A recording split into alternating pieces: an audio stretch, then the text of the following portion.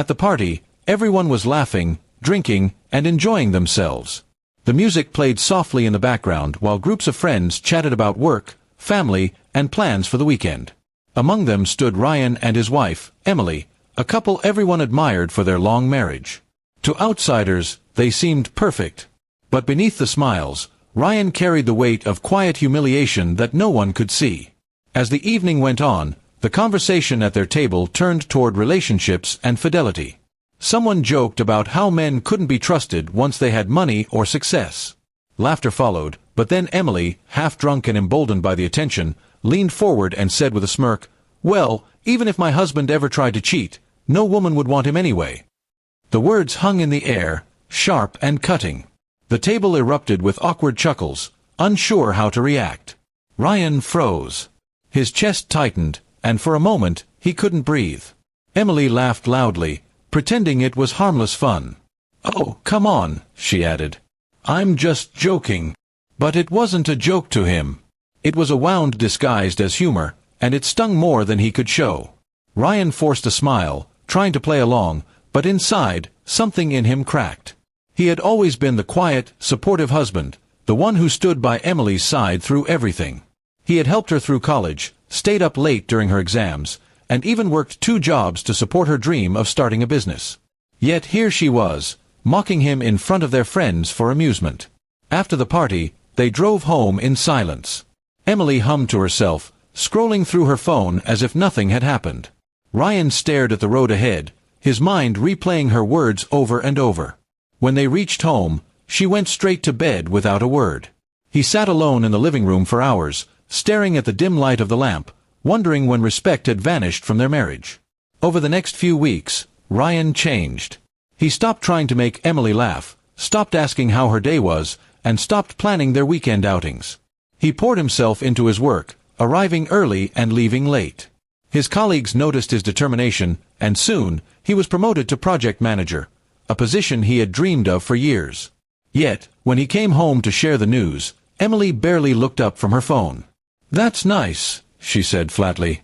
Something inside him hardened that night. He realized he had been giving everything to someone who no longer cared. So, he decided to take control of his own life again.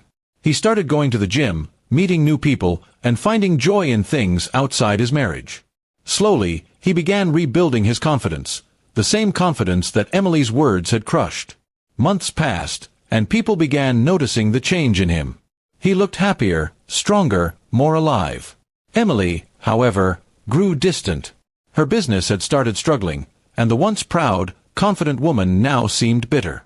One evening, while scrolling through social media, she noticed several comments under Ryan's recent photo. Women were complimenting him, some even openly flirting. Jealousy burned inside her. That night, she asked casually, "So, who's been keeping you so busy these days?" Ryan looked at her calmly and replied, "Myself." She laughed awkwardly, trying to regain control. "You've changed," she said. "You used to care more about us." He nodded. "I used to care about a lot of things that didn't matter. Now I care about respect." Emily felt her throat tighten. "You know I didn't mean what I said that night," she whispered. "It was just a joke." Ryan looked at her and said softly, "Maybe it was a joke to you. But it showed me what you really think of me." His words hit her harder than she expected. She realized she had mocked the one person who had always stood by her. A few weeks later, they attended another gathering, this time at Ryan's colleague's house. Ryan looked sharp, confident, and composed. People gravitated toward him, admiring his calm presence. Emily watched from the corner, feeling small and out of place. When someone asked if Ryan was married, she quickly stepped forward and said, "Yes, I'm his wife." But he only offered a polite smile in return. The ride home that night was silent again, but this time, it wasn't awkward, it was final. Emily tried to speak, but Ryan said quietly, "I think we both know this isn't working anymore." Tears filled her eyes, but he didn't look at her. "You once said no woman would want me," he continued. "But the truth is, no one wants to be with someone who disrespects them." A month later, they separated. Emily moved out of their house, realizing too late that her pride had cost her everything. Ryan, meanwhile, continued to grow, personally and professionally. People who once overlooked him now admired him. And though he carried scars from that night, he also carried strength. At another gathering months later, one of Emily's old friends asked Ryan if he ever thought about her. He smiled faintly and said, "Sometimes. But mostly, I think about how far I've come since the night she made me feel small." And in that quiet, dignified way, Ryan closed a painful chapter of his life, not with anger or revenge, but with self-respect and peace.